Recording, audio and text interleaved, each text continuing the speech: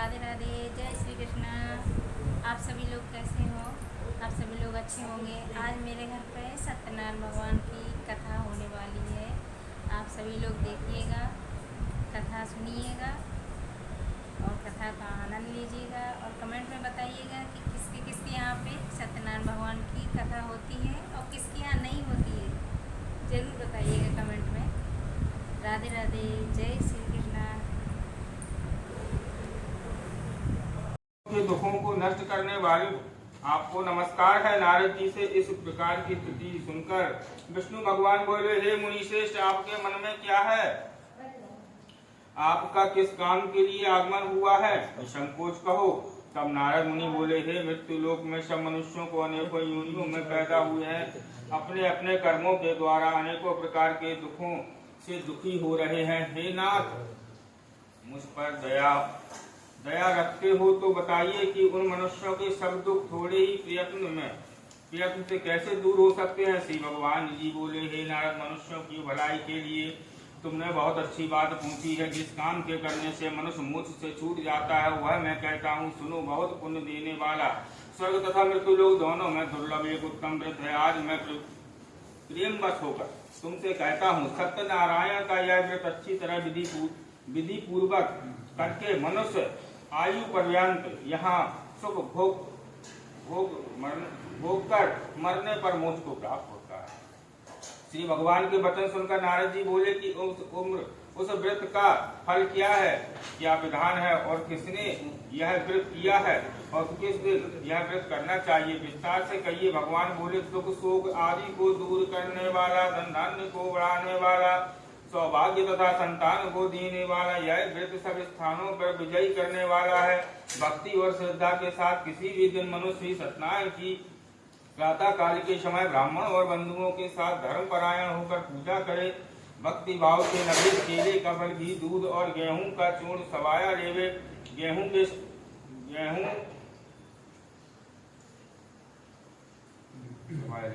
के अभाव में साठी का चूर्ण, शक्कर तथा गुड़ ले और सब भक्षण योग पदार्थ जमा करके भगवान को अर्पण कर देवे तथा बंधुओं सहित ब्राह्मणों को भोजन करावे तथा तत्पश्चात स्वयं भोजन करे। नित्य गीत आदि का आचरण तथा सत्यनारायण भगवान का स्मरण करते हुए समय व्यतीत करे।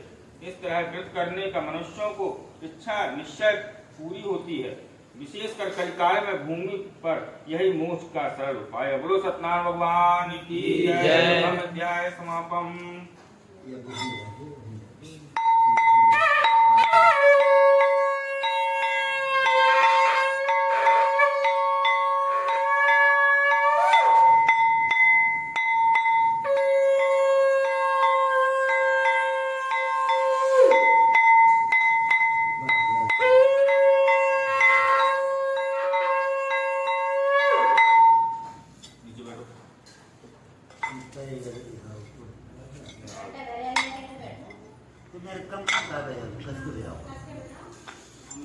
बोलो सत्यनारायण भगवान की जय। द्वितीय अध्याय प्रारंभ। सूत जी बोले, हे ऋषियों, जिसने पहले समय में इस व्रत को किया है उसका इतिहास कहता हूँ, ध्यान से सुनो। सुंदर काशीपुरी नगरी में एक अत्यंत निर्धन ब्राह्मण रहता था। वह भूख और प्यास से बेचैन हुआ नित्य पृथ्वी पर घूमता था। ब्राह्मणों से प्रेम करने वाले भगवान से ब्राह्मणों को दुखी देखकर बूढ़े ब्राह्मण का रूप धर के उसके पास जा आदर के साथ पूछा, हे विप्र, नित्य दुखी हुआ पृथ्वी पर क्यों घूमता है? श्रेष्ठ ब्राह्मण, यह सब मुझसे कहो, मैं सुनना चाहता हूँ। ब्राह्मण बोला, मैं निर्धन ब्राह्मण हूँ, भिक्षा के लिए पृथ्वी पर फिरता हूँ। हे भगवान, यदि आप इसका उपाय जानते हो तो कृपा कर कहो। ब्राह्मण बोला कि सत्यनारायण भगवान मनवांछित फल देने वाले हैं, इसलिए हे ब्राह्मण, तू उसका पूजन कर। उसके करने से मनुष्य सब दुखों से मुक्त होता है। ब्राह्मण को व्रत का सारा विधान बतलाकर बूढ़े ब्राह्मण का रूप धारण करने वाले सत्यनारायण भगवान अंतर ध्यान हो गए। जिस व्रत को वृद्ध ब्राह्मण ने बतलाया है मैं उसको करूंगा, यह निश्चय करने पर उसे रात में नींद नहीं आई। वह सवेरे उठकर सत्यनारायण भगवान के व्रत का निश्चय कर भिक्षा के लिए चला। उसको भिक्षा में बहुत सा धन मिला, जिससे बंधुओं के साथ उसने सत्यनारायण का व्रत किया। इसके करने से वह ब्राह्मण सब दुखों से छूटकर अनेकों प्रकार की संपत्ति से युक्त हुआ। उस समय से वह ब्राह्मण हर मास व्रत करने लगा। इस तरह सत्यनारायण भगवान के व्रत को जो करेगा वह मनुष्य सब दुखों से छूट जाएगा। इस तरह नारद जी ने नारायण का कहा हुआ यह व्रत मैंने तुमसे कहा है विप्रो, मैं अब और क्या कहूँ। ऋषि बोले, हे मुनीश्वर, संसार में सिर्फ ब्राह्मण से सुनकर किस किसने इस व्रत को किया? हम यह सब सुनना चाहते हैं, इसके लिए हमारे मन में श्रद्धा है। सूत जी बोले, हे मुनियों, जिसने इस व्रत को किया है वह सब सुनो। एक समय का ये ब्राह्मण धन और ऐश्वर्य के अनुभव बंधुओं के साथ व्रत करने को तैयार हुआ। उसी समय एक लकड़ी बेचने वाला बूढ़ा आदमी आया और बाहर लकड़ियों को रखकर ब्राह्मण के मकान में गया।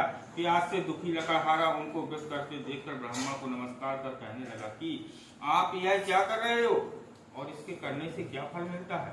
कृपा करके मुझसे कहो। ब्राह्मण ने कहा, सब मनोकामनाओं को पूरा करने वाला यह सत्यनारायण भगवान का व्रत है। इसकी ही कृपा से मेरे यहाँ धन आदि की वृद्धि हुई है। ब्राह्मण से इस व्रत के बारे में जानकर लकड़हारा बहुत प्रसन्न हुआ। चरना मत ले और प्रसाद खाने के बाद अपने घर को गया। लकड़हारे ने अपने मन में इस व्रत का संकल्प किया कि आज मैं नगर में लकड़ी बेचने से जो धन मिलेगा उसी से मैं सत्यनारायण देव का उत्तम व्रत करूंगा। यह मन में विचार कर वह बूढ़ा आदमी लकड़ियां अपने सिर पर रखकर जिस नगर में धनवान लोग रहते थे वहां ऐसे सुंदर नगर में गया। उस रोज वहां उसे लकड़ियों के दाम पहले से चौगुना मिले।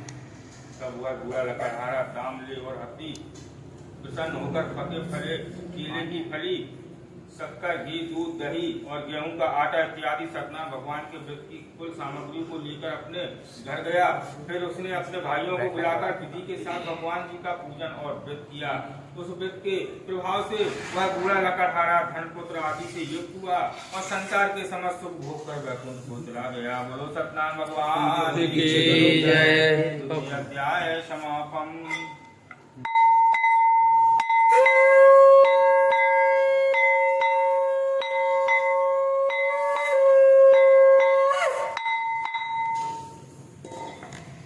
बोलो सत्यनारायण भगवान की जय। अध्याय प्रारंभ। सूत जी बोले, हे श्रेष्ठ मुनियों, अब आगे की कथा कहता हूँ, सुनो। पहले समय में उल्कामुख नाम का एक बुद्धिमान राजा था। वह सत्वक्ता और जितेंद्र था। प्रतिदिन देव स्थानों पर जाता तथा गरीबों को धन देकर उसके कष्ट दूर करता था। उसकी पत्नी कमल के समान मुख वाली और सती सवती थी। भद्रशिला नदी के तट पर उन दोनों ने श्री सत्यनारायण भगवान का व्रत किया। उस समय में वहां एक साधु वैश्य आया। उसके पास व्यापार के लिए बहुत सा धन था। वह नाव को किनारे पर ठहरा कर राजा के पास आ गया और राजा को व्रत करते हुए देख विनय के साथ पूछने लगा, हे राजन, भक्ति युक्त चित्त से आप क्या कर रहे हो? मेरी सुनने की इच्छा है तो आप यह मुझे बताइए। राजा बोला, हे साधु, अपने बंधुओं के साथ पुत्र आदि की प्राप्ति के लिए यह महाशक्तिमान सत्यनारायण भगवान का व्रत वह पूजन किया जा रहा है। राजा के वचन सुनकर साधु आदर से